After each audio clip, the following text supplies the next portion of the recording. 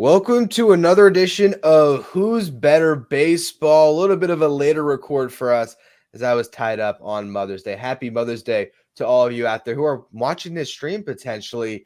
Patrick, we are talking about comeback players of the year, early candidates, and we have a very fun Kyle Tucker draft we're going to get to at the end of the show today. But before we get to any of this, I was prepping this show. Like I said, Mother's Day was late for me. It was 3 o'clock in the morning, East Coast time here, when I was just looking at our topics.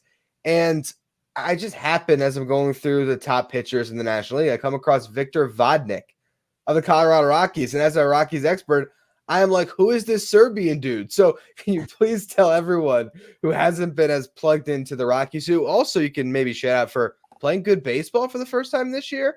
Who's Victor Vodnik? Because it seems like he's pitching like every day based on the amount of innings he's thrown so far. Well, to my knowledge, he is not related to the Serbian superstar of Denver, Nikola Jokic. Oh. Not at all, as far as we know. But yeah, he was a really good pickup by the front office, who did some wheeling and dealing at last year's trade deadline, and it actually paid off after pretty much being quiet the previous two trade deadlines. So got him from Atlanta, and dude throws about 100, and he's been part of a solid bullpen the last few days. Rockies swept the reigning World Series champion Texas Rangers. They've got a 4-game winning streak. Ryan, how many teams are 4-0 since May 9th? Are they the only one? The answer is the Colorado Rockies. So look, they are still not playoff bound. They're still a good 16 or so games out of first place in the NL West. But for the first time all year, I think Rockies fans can feel a little bit better about things. And okay, this is probably not going to be a 120 loss team. I think 110 is still on the table, but there are some more, a lot more positive vibes right now in Denver. You know, that's always the thing there's people that are just not going to tune into the Rockies this year. That's just the reality. But there's also the people that are diehards who are going to watch every game no matter what. And it's always good when you get little pockets of the schedule. Your team can still be awesome. That's what's great about baseball. You know, if you have a team that's Rockies caliber in the NFL, you might just go 1-16 or whatever it is. In baseball, you could have a week where Victor Vodnik and company can give you some feel good from May 9th through the 13th. And who knows, maybe it's, through the 15th. Are they going to keep it rolling? Who's up next? Yeah, they're on the road for three city stop in California. Look, that's why we play the games, right? Because it's not guaranteed, regardless of what a team looks like on paper. So they'll go to San Diego for the first 3 days. Then they're in Oakland for probably the final 3 times at the Oakland Coliseum before the A's move to Sacramento next year, and then San Francisco, and then they're back home. So they're on the road for a while. That's really where they have their biggest struggles. So we'll see if they can keep at least a little bit of momentum against the Pods coming up. Get to a 5-game winning streak. This is the opportunity. You don't know how many more chances you'll get this year. Nothing like a nice 5-gamer to make a fan base feel good. When we get to most improved players at some point, or breakout players early in the season, maybe we'll talk Victor Vodnik. But today, we're going to go through comeback player of the year candidates. We had a great article about Chris Sale and how he is putting it all together again in Atlanta. And so that was sort of the genesis of this. But really, it was, all right, now let's look around the league. How many guys are having comeback seasons that are worth noting, and who are the early favorites? So we're going to start in the National League. Chris Sale, let's open up the discussion there. What have we seen from him so far that makes us believe that he's going to be a guy that could win that award? Because we're also kind of getting into the narrative, right? Because if a guy has to be able to tell a story to win a lot of awards, but particularly this one, and Sale changing teams, the type of notoriety he's always had, he's got a pretty good story to tell. He does, and I think recently he spoke on the fact that he wasn't very good in Boston, was great for a short period, and then really provided nothing, and almost apologized to Red Sox fans because of a lot of those struggles, a lot of injuries as well. I think we saw him either last year or in 22 at a minor league game, at a rehab assignment, just smashing up a television, just frustrated. And again, fans feel that frustration. He does as well. So for him to have turned things around in such a big way right now with Atlanta, sub-3 ERA in 7 starts, striking out more than one batter per inning, 52 strikeouts and 42 and 2/3 innings pitched, and doing it for Atlanta when they need that guy to step up, not just because Max Fried has struggled, but because their ace, Spencer Strider, is on the IL and is going to miss this entire season. So that, like you said, is part of that narrative. And I think for me, I feel like the definition of comeback has changed over time a little bit, where last year you had Cody Bellinger. I think we might have even talked about this, where he was the comeback player of the year.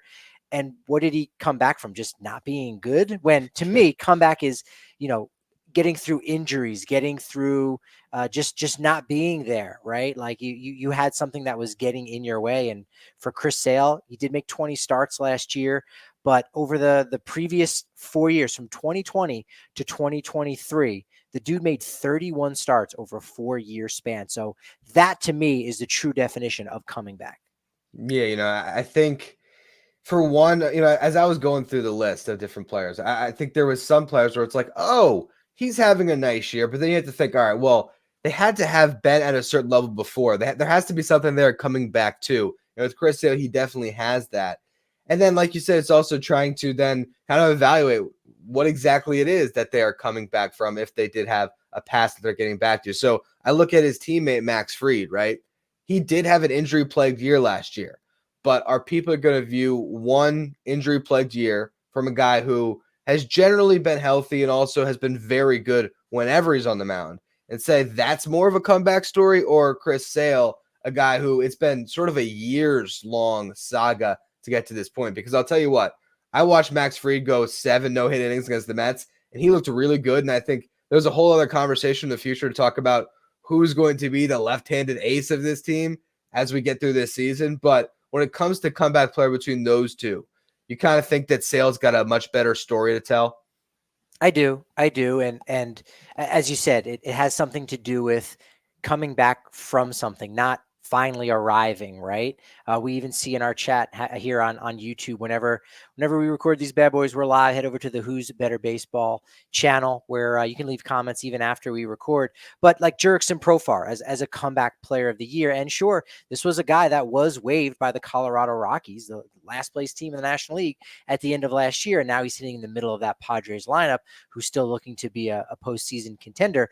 But was he ever a true star, and was he just not good? And so I think Chris Sale just checks off all of those boxes in regards to that comeback player of the year. And I think we've seen it in the past with more higher prestige awards like MVP, where if you grab hold of an award early on, that's going to have some more value than later on in the years. Maybe not MVP, but I've seen it with Rookie of the Year last year and Corbin Carroll, who wasn't really as great the second half of the season. So it'll be interesting to see what happens over the next months. But right now, I mean, Sale probably has to be the easiest of the comeback player of the awards between the AL and the NL. I think so, because not only is it the performance and the track record he's getting back to, it's also the fact that there was that tangible change as far as different jersey. I think it makes it stand out a little bit more. And I have another guy that I think is a very good candidate, but I want to run through some candidates that are maybe not noteworthy enough, but are coming back. So one, Spencer Turnbull, he was one that was kind of like is he a never was? I don't know.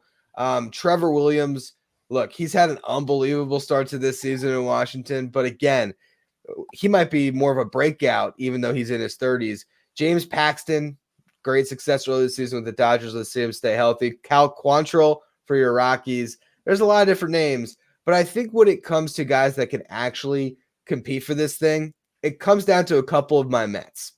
So I'll start with Edwin Diaz, who obviously didn't pitch at all last year. And he has to get back to being best reliever in baseball, and he hasn't been that so far. But I'll just throw that name to you first. If Edwin Diaz ends up locking back into form, he's striking out 50% of the batters he faces again, and he finishes this year with 40-plus saves on a Mets team that ends up in the playoffs. Can Edwin Diaz, who did not pitch at all last year, end up vying for this award?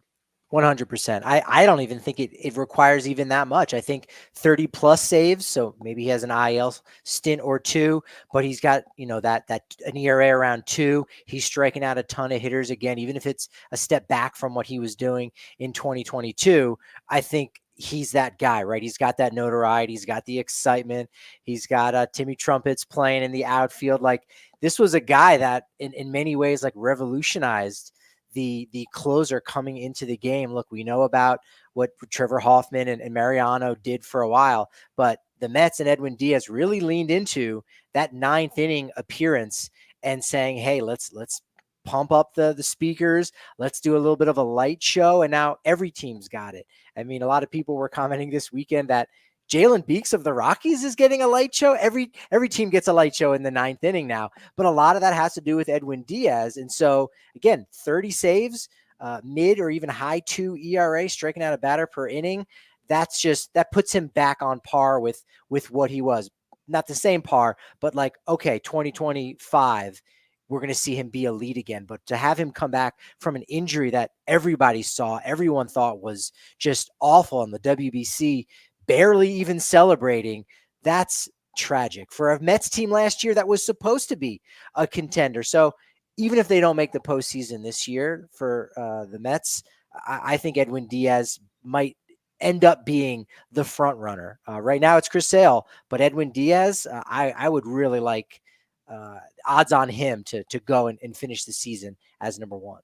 I think he's kind of a safer pick than Sale in the sense that you're not as worried about the injury, right? And I also think in some ways that's one of the things that I don't know if it hurts him in this, but it's kind of I didn't have any doubt that Edwin Diaz was going to come back. Let's put it that way. And I don't know how much that plays into voters' minds, but I kind of felt like, all right, it was a knee injury. His arm was fine. This is not coming off of anything that impacted his shoulder or his elbow. He'll be okay. But like you said, he does have the notoriety. He's got that name recognition. He's got that star power. And we don't know if Chris Sale is going to be able to actually hold on to this all year long. It could just be an early season thing, which leads me to the last guy I wanted to talk about, which is one that I think has a really good case both on performance and health, and that's Luis Severino. He has looked amazing so far this season, and everyone, when the Mets signed him, everyone's like, why are they giving Severino $14 million? Isn't he cooked? He had a 6.65 ERA last year, was brutal, hasn't looked the same since Tommy John surgery, hasn't been that guy that he was in 2018, 2019, but I'll tell you what, so far this year, he has been the Mets ace. He's thrown the ball really well. I think if either him or Chris Sale can get to 30 starts and 160 plus innings, which is saying a lot for those two in particular, I think they might just have the more deserving case than Edwin Diaz, who might only throw 65 innings this year. And for anyone that would say, well, Frankie Montas doesn't have the same, Luis Severino doesn't have like the same star power as a Chris Sale. Dude was a two-time All-Star at age 23 and age 24 with the Yankees. So that's there. We just haven't seen that in so long, right? Since 2019, quick math, he's made 48 starts over 6 seasons, right? And 8 of them coming this year. So him being a major factor for the Mets, that's really huge. This is a fun conversation, I think, that doesn't really get enough like national attention. I don't even know how the Comeback Player of the Year award is even selected. I'd love to see votes. I'd love, on one hand, while I would love there to be certain parameters, it is fun to have the debate and say, hey, this guy qualifies versus, another guy. And Severino did make, 19 appearances last year, 18 starts, but still that is a shortened season. And considering that track record, that is a comeback. And becoming an all-star this year, I think would help kind of push that narrative forward. Former teammate Frankie Montas, I think is in that conversation. And all the guys that you mentioned too, that are those middle tier guys that people don't talk a ton about, like a Trevor Williams, a Spencer Turnbull, James Paxton of the Dodgers, Cal Quantrill. Like, when are you going to bring those guys up and say, hey, these players have overcome something? And so the Comeback Player of the Year, where I think fits a really big void of, players that don't get enough attention and have overcome things and have been successful, maybe not MVP or Cy Young Award successful, but still really quality. For sure. And I think it's, when you talk about how they come up with these words, I think that's one thing that Major League Baseball is improving on. Like, I like that they're starting to add like the first team stuff, second team, all that type of stuff the NBA does. But adding a most improved, I think, would be so cool. That's something they should consider. And yeah, really sort of building up the process of how they came to these selections. It kind of just feels like on some random Thursday in the offseason, we just say, oh, okay, cool. He was comeback player of the year. I'd like to see a little more build up to it. Before the season, you wrote in our notes here, the Athletic had their predictions. I'm guessing that this was this preseason predictions from the Athletic? That's correct. Yeah. All right, so they had Montes, they had Tim Anderson and Chris Bryant.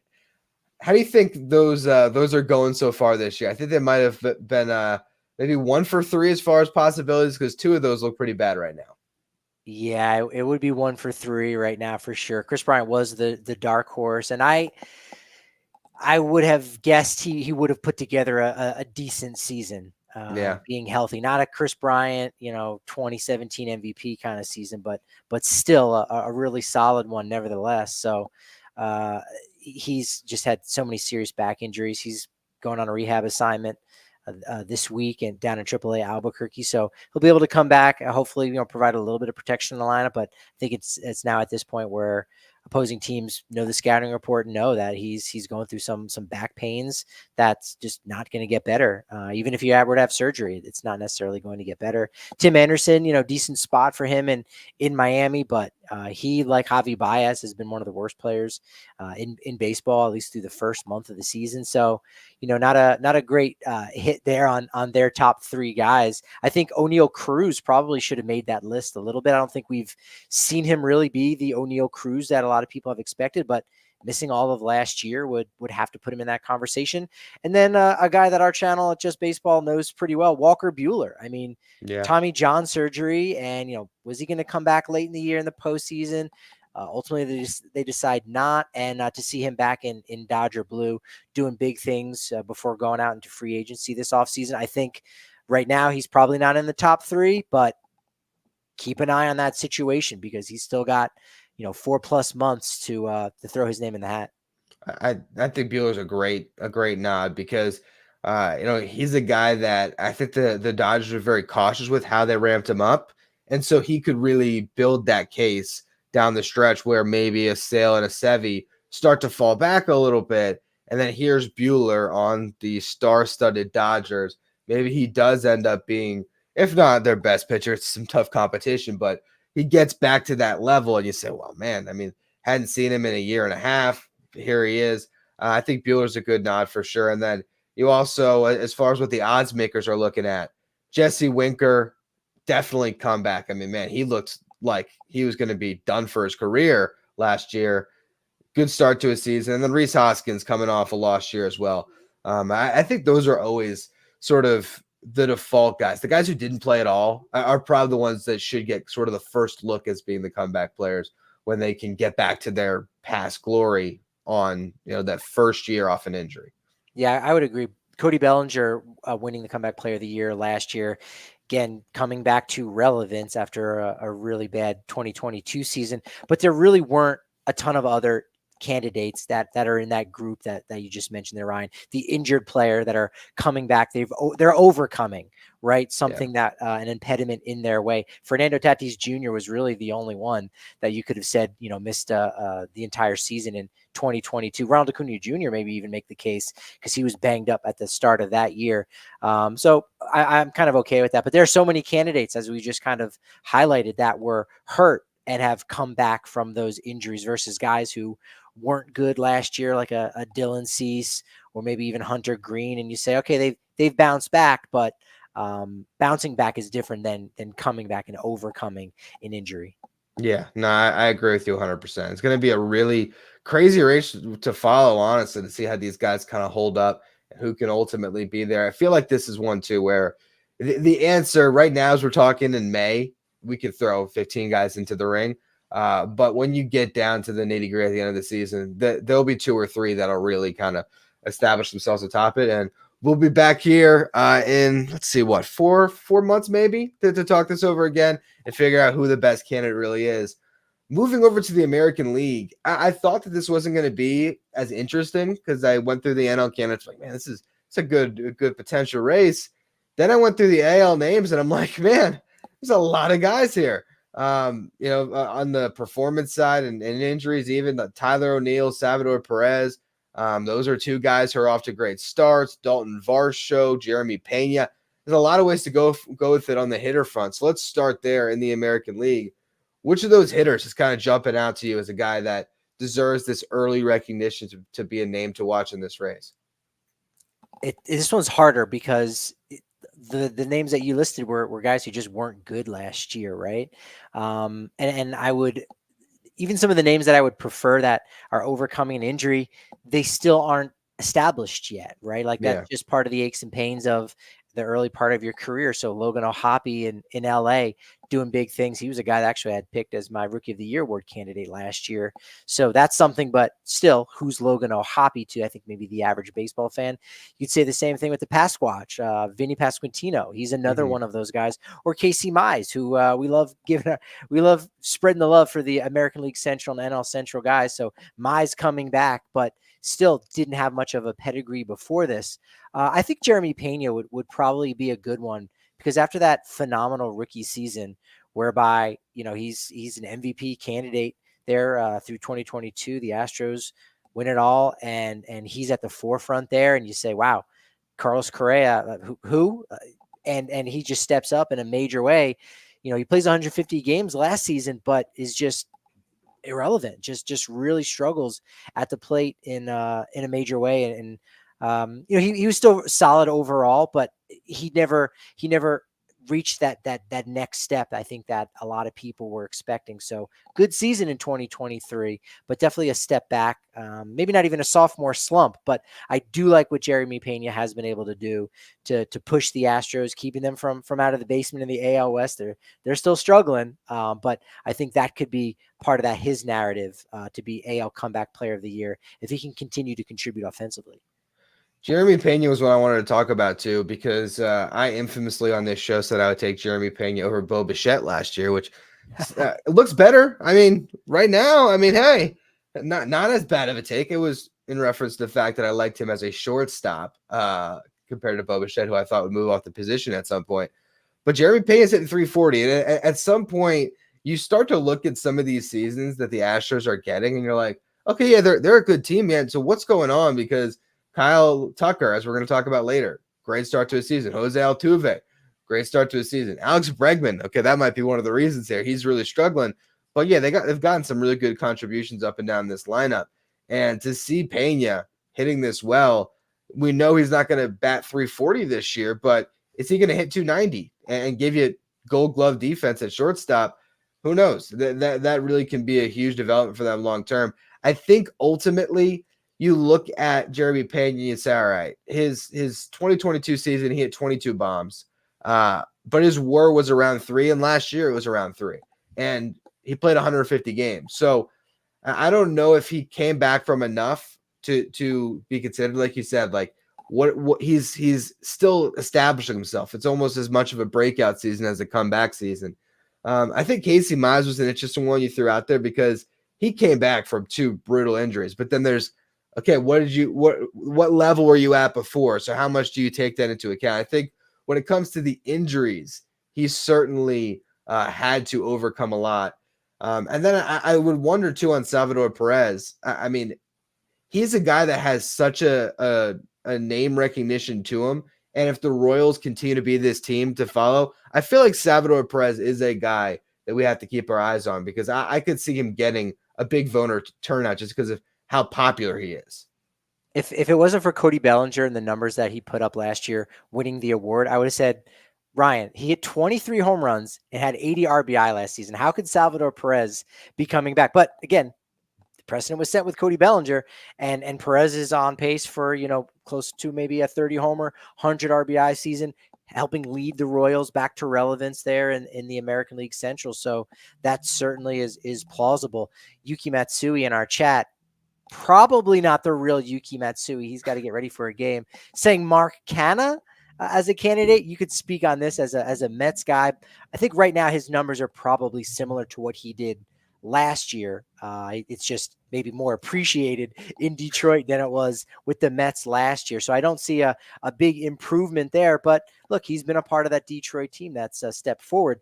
And speaking of the Tigers, as you said, with Casey Mize, I think you could lean that way to him being a viable candidate because he was a number one overall pick. So he Yeah. does have that name recognition despite not ever being an American League All-Star. But you say, hey, you know what? This is a player that probably should have gotten that shine a little bit earlier had it not been for injury. So he is a viable candidate for sure. I think so. I think Myers would be a better candidate than Canna because Canna is, I mean, great start to the season for sure. Playing like he did for the Mets in 2022, not quite like how he played last year, but he also was great for the Brewers after he got traded there. So it's kind of a continuation of that. I don't know if he's coming back from enough. Mize, again, I think not only is he coming off Tommy John surgery, it was Tommy John and back surgery. So that's a lot to come back from. And like you referenced there, former first overall pick, to go and to look at what he potentially could mean for that franchise moving forward. That's a really big one to look at for sure. To throw out some other different candidates, we got Eric Fetty coming back from going to Korea and playing the KBO for a season. I think he's worth noting. I like that. And then also like Carlos Rodon's another one. So let's start with those two, and then we'll kind of work through because there's actually a lot of pitchers who are having some bounce back performances. So what do you think about Fetty or also Rodon? Yeah, that's an interesting one. Going over to Asia to play, and after just kind of not being the prospect that the Washington Nationals had really hoped that he would be, and in fact, holding on to him in a couple trades there in 2018 and 2019 when they were really making a push for the World Series, which they did eventually win. So I do like that story as come back, like in a literal sense, like he came back to MLB after being jettisoned elsewhere. I do like that one. Carlos Rodon is, I think, another quality one, especially with Garrett Cole being out. But just talking about him, a guy who just had so many limited starts last year after getting a really big contract. And even when he was healthy over his 14 starts, had a 6.85 ERA. So if he's able to continue to have success, he's in the mid threes right now, but that's still quality for the Yankees. I'm sort of curious if you would put Giancarlo Stanton ahead of Carlos Rodon if we're talking about Yankee players that are undergoing somewhat of a comeback season. Stanton, to me, I just he's hitting home runs. I mean, what does he have? 8 home runs, I think. So that is absolutely the case. But the between the low on base percentage, the fact that he still looks so just fragile every time you see him run. I mean, I know he cut the weight, and that definitely should help him and should bode well when it comes to just staying on the field this year. But man, it's sad to watch Stan play baseball at times when you have to see him try to beat out a grounder, and there's nothing left in the tank. So he's definitely a candidate though, because let's just say Stanton gets hot and has a Giancarlo Stanton 12 or 13 homer month. He could put up some gaudy stats. So I definitely think he deserves some mentioning for sure in this conversation. I want to run through some pitchers that it's just performance based, really, that they're coming back from. So Tyler Anderson, Cole Irvin, Brady Singer, Jack Flaherty, and your boy John Gray. Which of those guys sort of jumps out where, again, they're not really coming back from being hurt for the most part there, but guys that are early season, having really, really good runs of success here to start things off?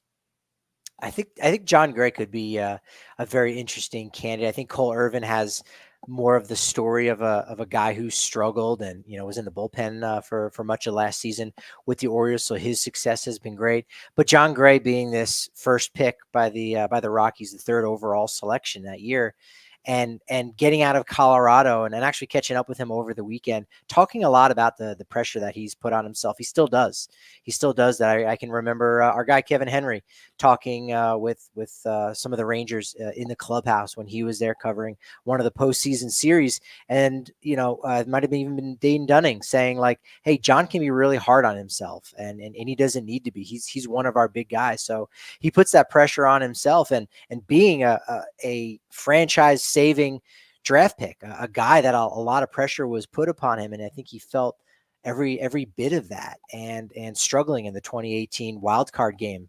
2017 wild card game against the Diamondbacks. and on opening day in 2018, struggling again against the Diamondbacks. And then again in game 161, when if the Rockies would have won out, they would have won their first ever NL West pennant over the Dodgers, but they lost on the penultimate game of the season. And that's ultimately why they were forced into a game 163. So there were those big games where he didn't really perform and maybe didn't live up to a lot of expectations for fans, but he was still one of the best pitchers in Rockies history. And for him to go to Texas and pitch, incredibly well in the World Series, giving them some length, and then being their ace this season, going out and shoving and giving his team a chance on Friday night, and probably the closest the Rangers came to winning a game in that series. I think Jon Gray, that's a really good story for coming back from some mental adversity. Yeah, 100%. And you look at what they're sort of getting out of Jon Gray on that contract, a 4-year, $56 million deal. That's a lot of value that he's already providing. Just being able to take the ball right now. If you get a pitcher on a 4-year contract and he's actually taking the ball every fifth day, that alone, especially at that dollar amount, sign me up.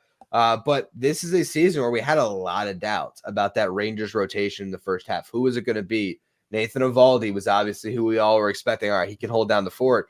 But Jon Gray, being a frontline starter, I don't think anyone had on their bingo card to start off the year. And here he is. He has been their best starting pitcher, their best pitcher, really. So Jon Gray is definitely a name that deserves a big mention, and a guy that I feel like he's a good guy to not necessarily put your money on, but still, like he's a guy that you're looking at, and it's all right. I feel like he can sustain this. Whereas some of these others, we don't know, whether it's because they never quite reached this level or just health-wise.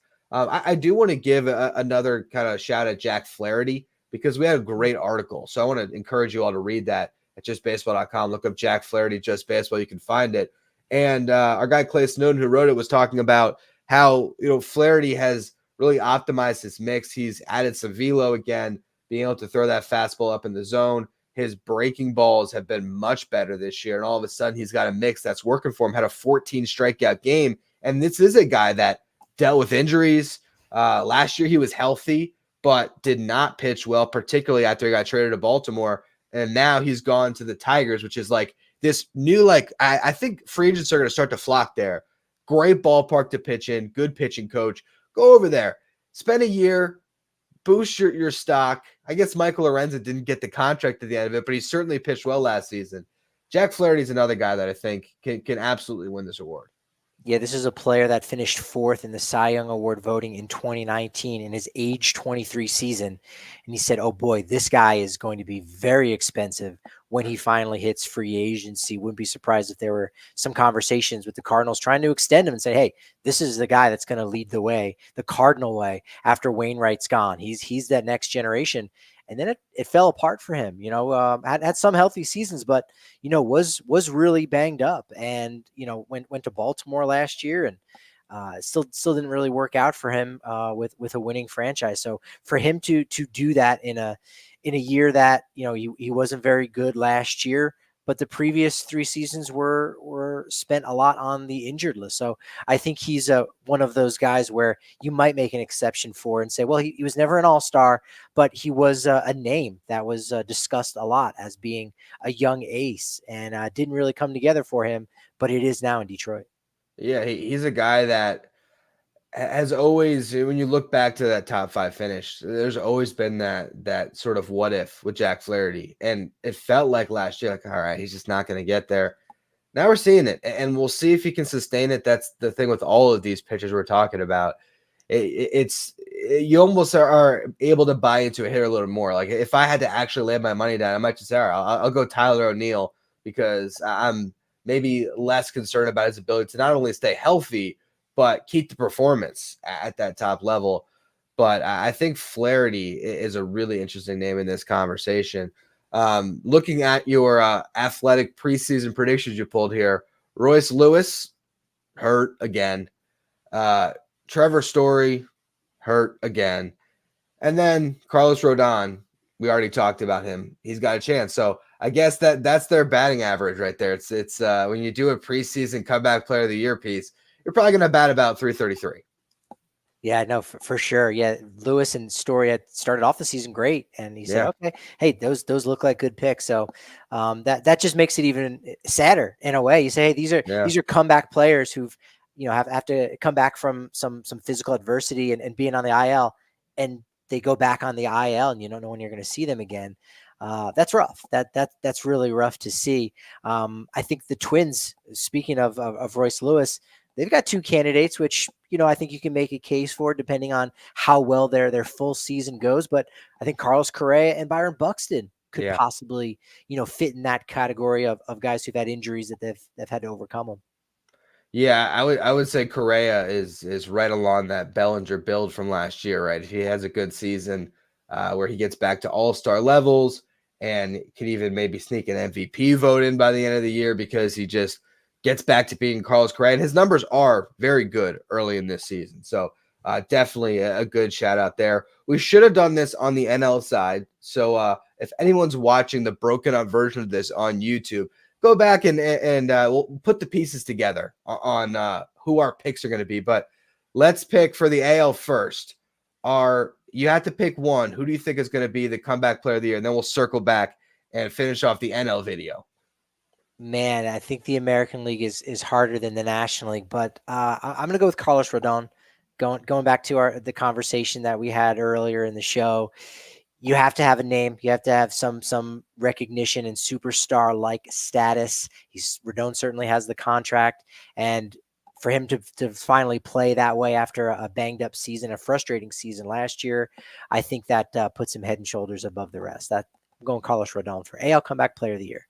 All right. For me, I'm looking at a couple names. We talked about Jack Flaherty, definitely an interesting one. Tyler O'Neill, I just feel like he sort of should be the early season favorite, just how well he's performed.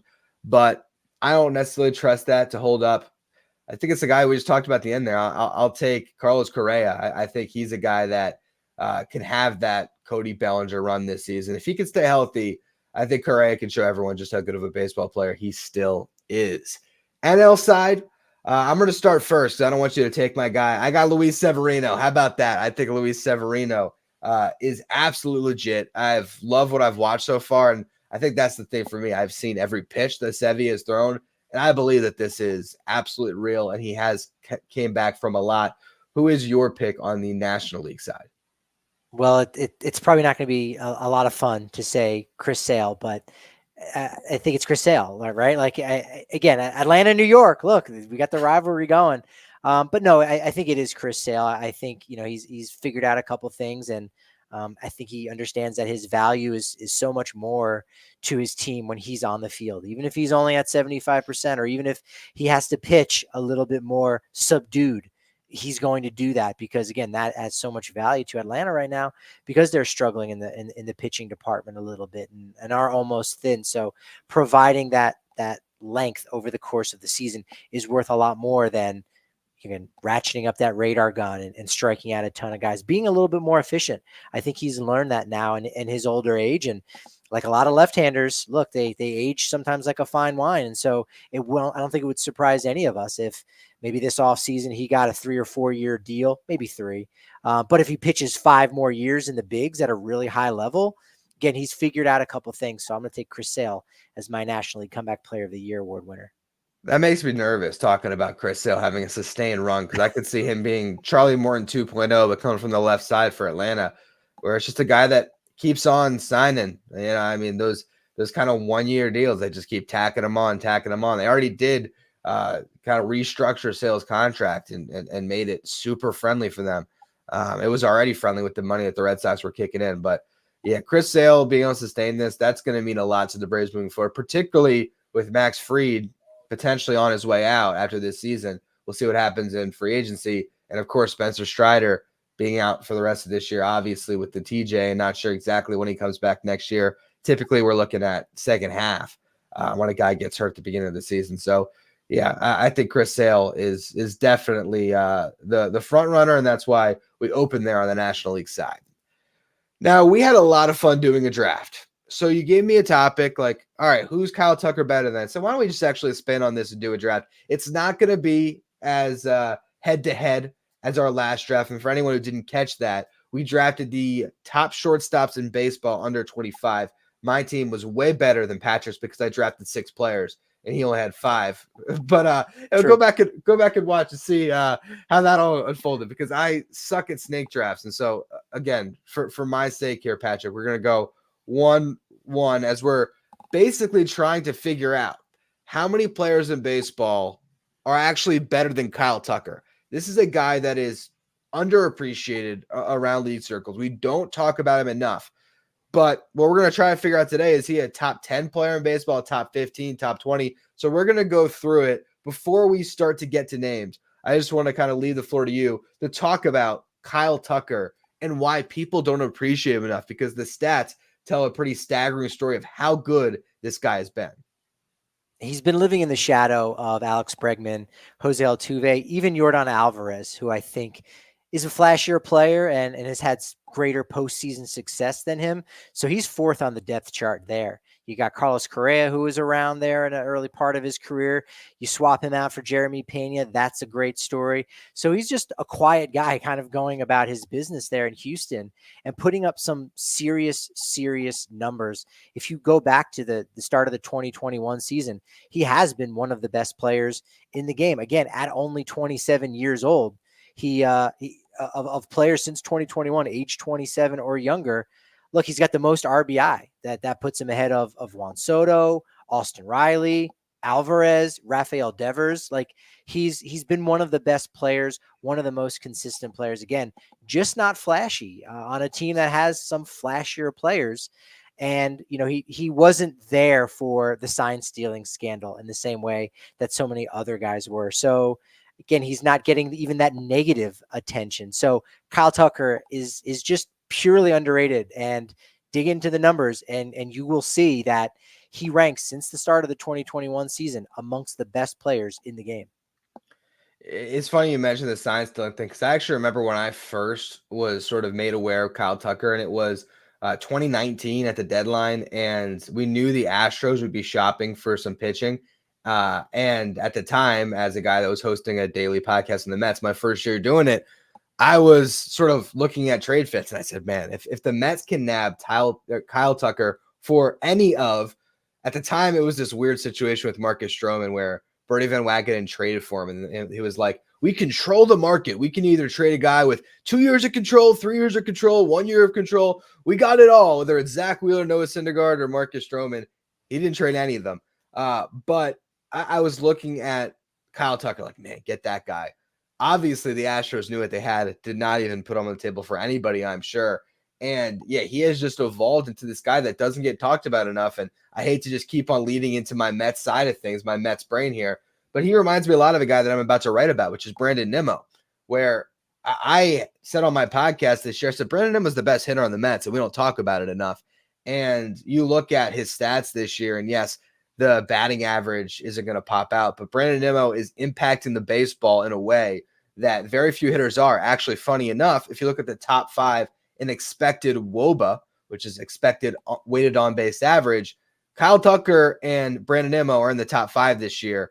And the company that they're keeping, Shohei Ohtani, Marcell Ozuna, and Juan Soto, guys who the stats really tell the story. So those are some hitters in Tucker and Nimmo that really just don't get the shine that they deserve for being consistently excellent. That's the thing. Both those guys, year in, year out, they're going to have a WRC plus over 130 and just be really solid hitters. So let me explain how this draft works here. We're drafting a guy for tomorrow. A guy I want in my starting lineup to win tomorrow. This is not projecting out the future. This is right now, best players in baseball. I'm going to make it a little bit easier for the audience and us on this. We're going to take Mookie Betts, Ronald Acuna Jr., Freddie Freeman, and Shohei Ohtani off the table. They're all better than Kyle Tucker. Are we comfortable with that?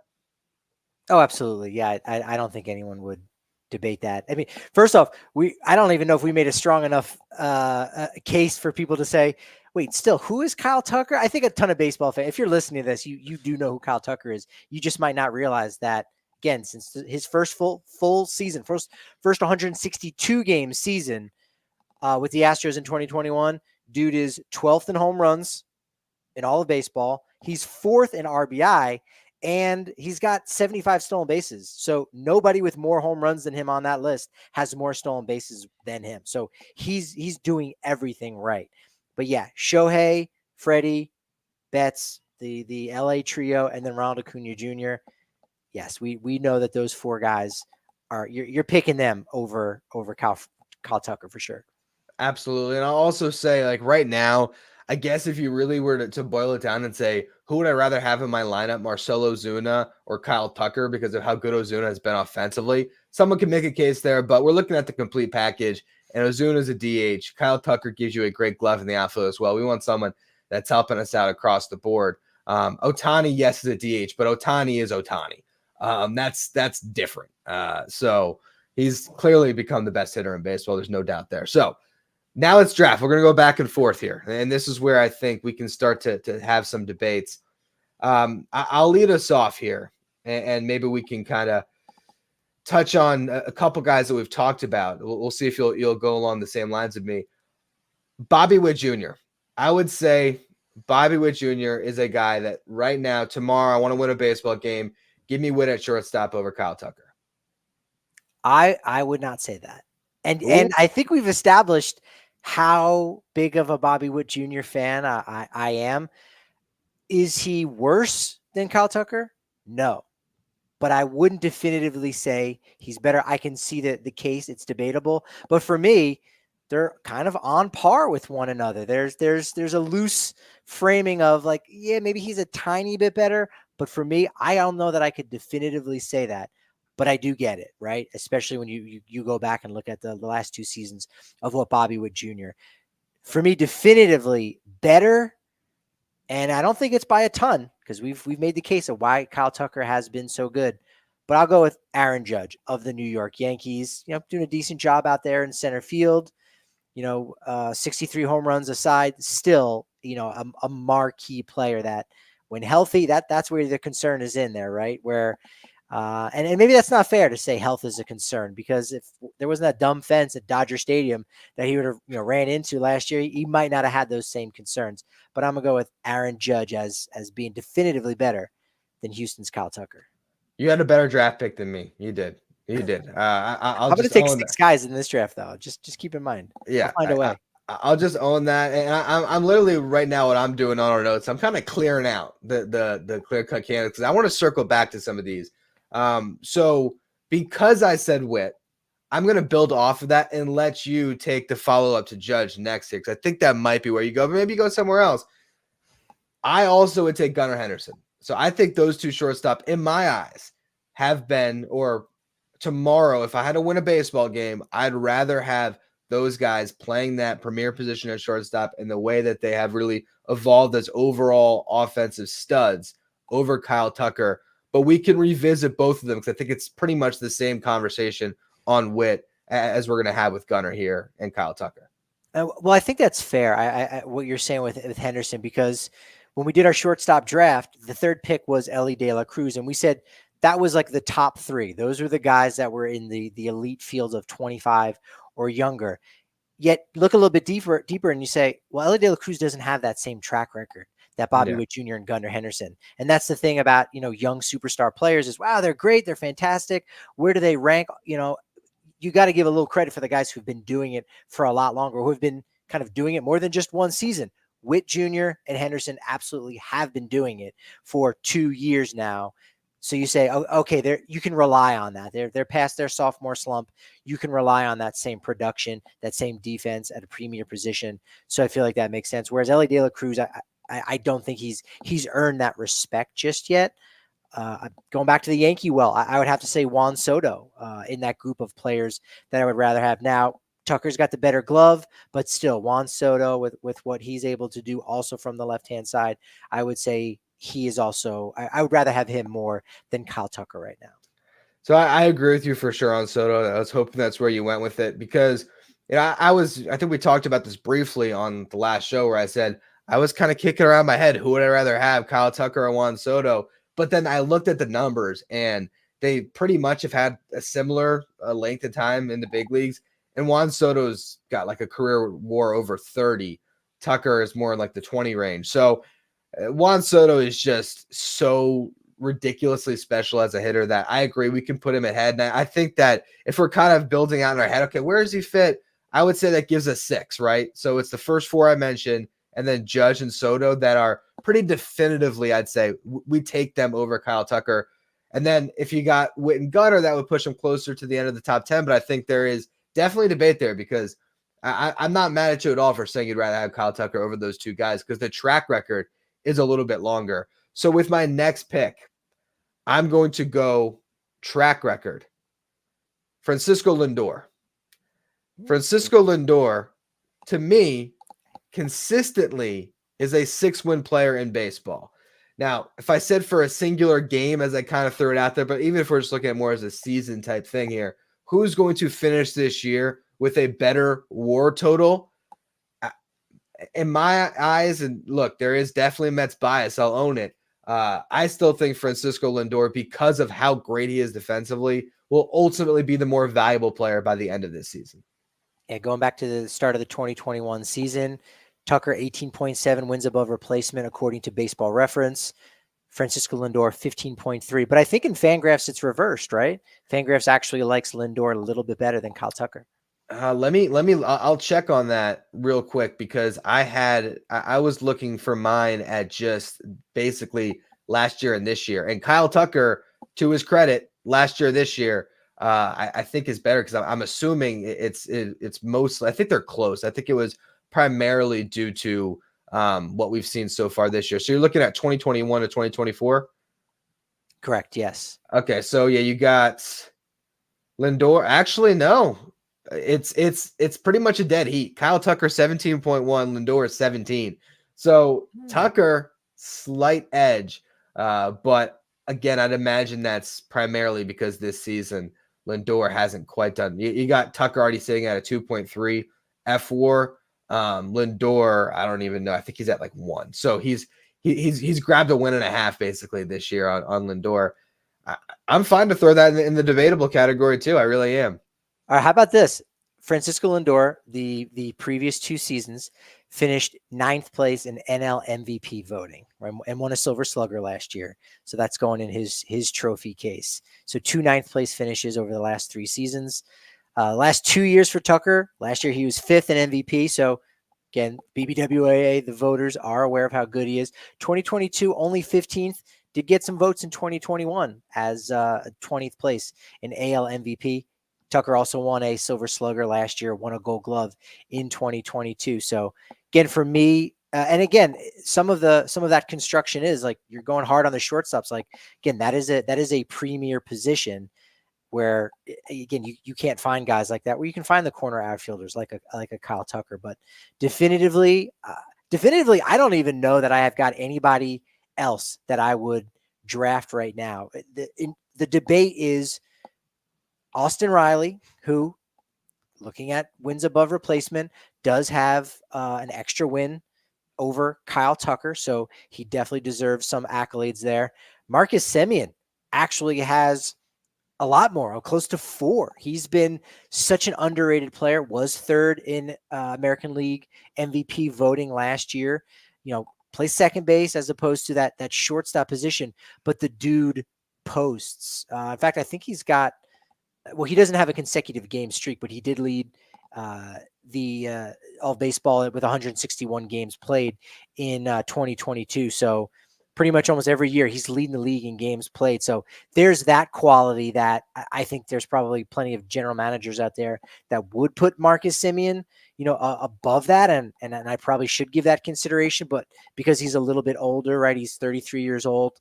I couldn't definitively do that in the same way, but I will take a third player. I'm going to go with Jose Ramirez, another guy that I think baseball fans know how good he is. So it's hard to put him in that underrated category. But the dude is fantastic. And every year you say, oh, Cleveland seems to be relevant despite not knowing any of the players, but you do know one, Jose Ramirez. So for my third pick, I'm going to take J-Ram there at third base, a guy who does have more stolen bases. Doesn't have as many homers as Kyle Tucker, but he's got 80 stolen bases to Tucker's 75. So I'll put him on this list. I think Jose Ramirez is one where the track record being a little bit longer, and like you said, the stolen base element, I think we might be able to lock that one in, but it shows you how damn good Kyle Tucker is, because you could argue the other side of it. You could say, well, J-Ram, the last 2 years probably hasn't been as good as Kyle Tucker. I think Austin Riley was a good shout out as well. I want to throw somebody in right now for my next pick and just see where we are with it, because he's hard to judge because of injuries. Is Kyle Tucker better than Bryce Harper? Oh, that's a great one. That's a great one. And look, this is why sometimes just pushing a button isn't going to turn everything up, because Bryce Harper missed a ton of time. Is he?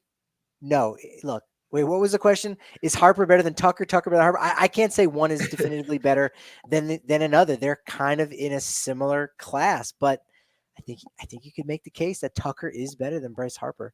Isn't that crazy? And I think, now you look at it as the complete player. And I think if we said who's the better hitter, if you wanted a hitter in your lineup, particularly for the playoffs, I mean, if you said right now, one hitter for your playoff lineup, Bryce Harper might be the best in baseball.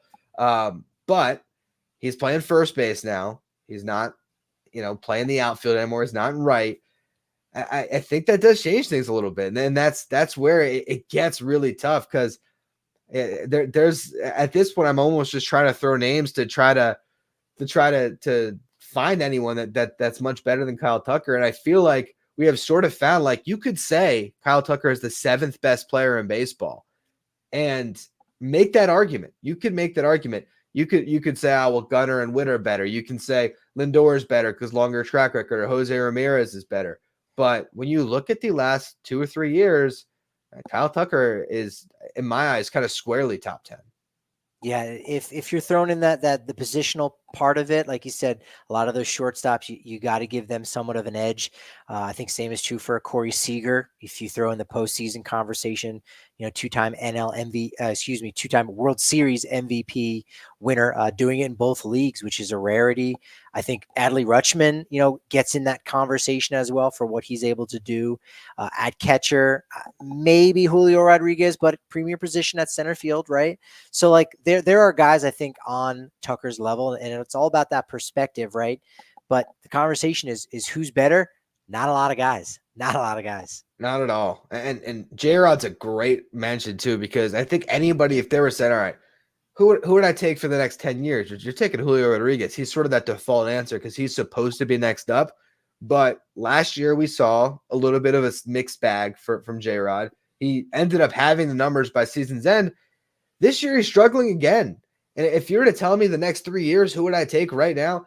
I don't think there's any doubt in my mind it's Kyle Tucker, because I know what I'm going to get. I'm going to get an elite offensive player who's going to be there every day. And yes, J-Rod might give you a little more in center field than Tucker's going to and right. But to me, Kyle Tucker is just clearly the better hitter right now. Yes, J-Rod has the ability to certainly be better than Kyle Tucker in the future.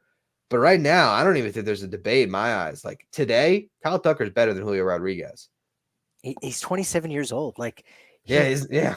It seems like he's been around for a while, right? Because like he was on the 18 and 19 team, but just as that young guy, like, keep your eye on this guy. He's going to be the next dude to come up, and he probably would be on the lips of more people had the 2020 season been longer, right? He plays 58 games, leads the league in with 6 triples, 9 homers in those games. So is great for that short amount of time. And it probably would have been on par with what he's been since then, but that gets abbreviated. So he's just been overshadowed, I think, a ton.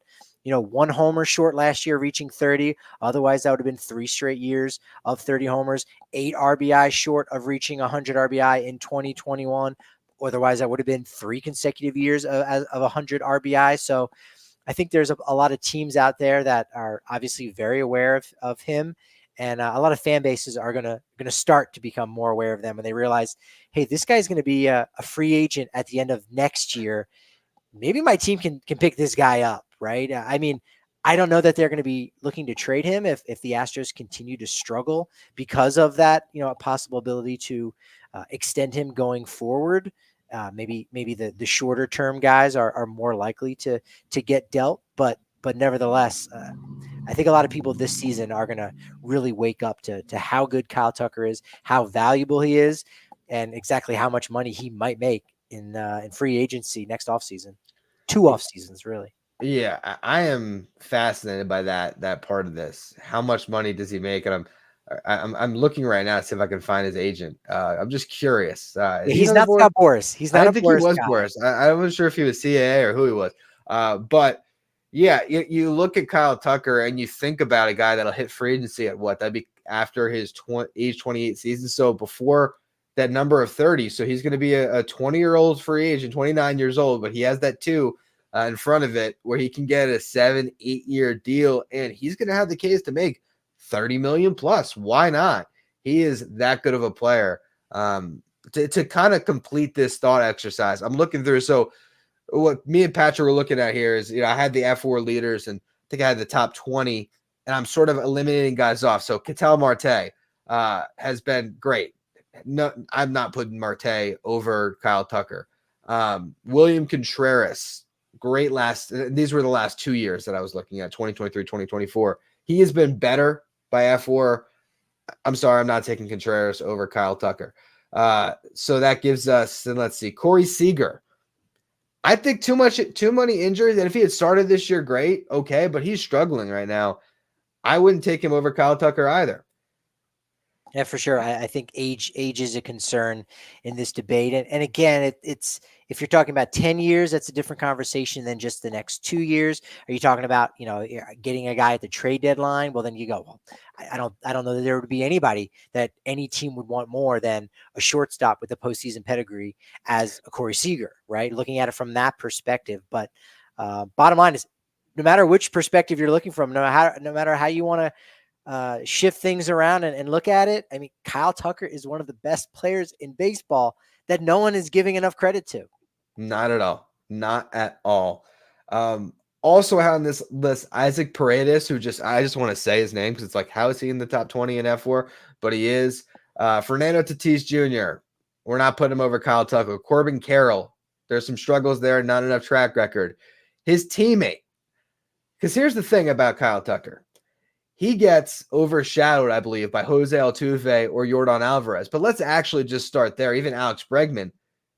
Is Kyle Tucker the best player on the Astros that no one's talking about? Because I don't know. I think he might be, but I'm sure there's people that would say Altuve is better. And because of the injuries, not quite up there when it comes to F4. But is Altuve better than Kyle Tucker? I think that's actually probably the better one because I don't know if we could say the DH only Yordan is. No, I wouldn't say Altuve is better. Again, what he's able to do now at this age, and maybe even rectify his career a little bit here and say, all right, maybe we can put the sign stealing speculations, but behind everything. But Kyle Tucker, I think, has been better this year than Jose Altuve and in a lot of different ways. And Altuve, again, is a critical part of the little bit of success they've had in Houston, but Tucker has been better, I think, in each and every way. Batting average is lower, but we know that batting average is really low down, or much lower down on the pecking order in terms of the most important statistics that are out there. Because if you're looking at on base percentage, Kyle Tucker's doing that better this year. You look at slugging percentage, he's doing it a lot better than Jose Altuve. So I think Tucker is the best player right now on the Houston Astros. Yeah, that's saying something because I don't think that he would come up from. I think a lot of people would just go by the bias of, oh, it's Altuve. But I agree with you. Let's. I really want to narrow this down. So Adley Rutschman, I'd say great player, but he's not quite the hitter that Tucker is. So I'm gonna take him off the list. Matt Olson, we haven't mentioned, but first baseman, I don't think brings the same value. So that takes another guy. Trey Turner, hurt now. Last year wasn't as good. I'm taking Kyle Tucker first there. So ultimately, we got our top 6, right? We have whatever order you want to put: Betts, Acuna, Freeman, Ohtani, Soto, Judge. Are we locking in either of Jose Ramirez? I feel like we were going Jose Ramirez or Austin Riley over Kyle Tucker. I wouldn't lock that in as being definitively better. There you go. If we're talking about the next year or two, no, definitely not. And then you got the shortstops of Witt, Gunnar, Lindor, and then also Marcus Semien as far as just guy that posts ridiculous WAR numbers, even though I don't think either one of us would take him over Kyle Tucker, but you have to mention him. I think we could say he's very close to being the 7th best player in baseball. Absolutely. I don't think you can deny it after this conversation, because again, the numbers back it up too. It's not just a feel. You can look and you can see when you compare against these guys, and so many of the other players, they've got knocks against them, whether it's being banged up a little bit or just being older, right? You could say the same about some of the shortstops with having that high profile position, but still, Kyle Tucker, Gold Glove, Silver Slugger, 5th place in MVP last year, the last 3 years getting votes, All-Star the last 2 years, going to be this year leading the league in home runs. He's the guy. He's top 7. He's top 7. And you know what? If anyone wants to debate any of those players we talked about, yeah, you can do it. But I struggle to find anyone who can make the argument for a 7th, an 8th, a 9th, and a 10th, and give me 4 players out of that list that are better than Kyle Tucker. So we'll just say this: squarely a top 10 player in baseball that nobody is talking about nearly enough. It was fun to kind of go through that exercise, but to me, I think it's becoming pretty clear. And if he's a top 10 player in baseball and he's not that far removed from Juan Soto, like we mentioned here, man, watch out for him in free agency coming up here, because once he gets there, people are going to start to really dive in. A lot of fan bases, like you said, that are looking for the next star for their team. And he's going to finally get the recognition, I think, that he absolutely deserves as one of the clear best players in baseball, which we're always talking about over at Who's Better, right? Oh, for sure. For sure. He's the antithesis of Flash, because the dude doesn't even wear batting gloves. So even if he just has a little splash of color, like just on the gloves, nope. He's going barehanded. So, I mean, again, antithesis of Flashy. That's Kyle Tucker, man. Usually the guys who go no gloves, it's like reserved to the slap hitter. The guy that's just, the utility infielder that's coming in there and he's picking up a bat and he's just trying to sneak one through the hole. You don't see a lot of barehanded 30 home run hitters, but Kyle Tucker can do that for you. So it was a lot of fun going through where Kyle Tucker is. If you want to check out any of our content here with Who's Better Baseball, head over to our YouTube channel. We break up all of our individual topics into smaller bite-sized videos that you can watch. So if you came onto the stream late, you missed us talking about the comeback players, check that out. Our podcast feed, you can find the full episodes. We do 2 a week, so you can listen wherever you're going to all of our conversations about who's better in baseball. I always let Patrick tell us where you can find us on social, because he is the brains behind our social media over on Twitter. So Patrick, where are we at? It's at Who's Better BB, baby. Leave off the baby. Leave off the baby. Just Who's Better. Yeah. Who's Better BB, not Who's Better BB baby. That's maybe our budding OnlyFans account that might come in the future. We'll see. We'll see how I do use it as a burner. It exists. I do use it, but that's not the one we want you going to. No. And we will be back for another show at the end of the week here, breaking down who is better in baseball. Appreciate all of you who checked out our stream today.